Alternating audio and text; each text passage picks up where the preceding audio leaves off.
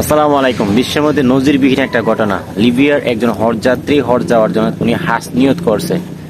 নিয়ত করার পরে উনি আসলে এয়ারপোর্টে গেছে। এয়ারপোর্টে যাওয়ার পরে উনি বিমানে ঢুকতে একটু লেট হয়ে যায়। তখন কিন্তু বিমানের দরজাটা কিন্তু বন্ধ করে দেয় বিমানের পাইলট। তখন বিমানটা কিন্তু ওনাকে না নিয়ে আকাশ উড়ে যায়, চলে যায়।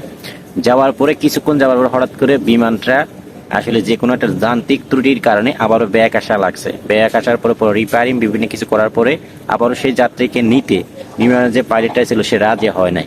পরের বার আবারও আকাশের মধ্যে চলে গেছে, আকাশে আবারও চলে গেছে। এরপরে কিন্তু আবারও কিন্তু যান্ত্রিক ত্রুটির কারণে যে কোনো একটা সমস্যা কিন্তু বিমানের মধ্যে হয়ে গেছে, আবারও ব্যাক আসা লাগছে।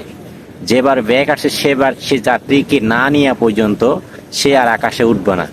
ফাইনালি লিবিয়ার যে হজ যাত্রী ওনাকে বিমানে সে নিয়ে পরে সে ল্যান্ড করছে। আলহামদুলিল্লাহ, এটাই হচ্ছে একদম হচ্ছে মুভিং বন্ধার মধ্যে ইমানি বন্ধা হচ্ছে শক্তি এবং পাওয়ার। আপনারা নিশ্চয়ই করছেন ওনার চেহারাটা। ধন্যবাদ সবাইকে।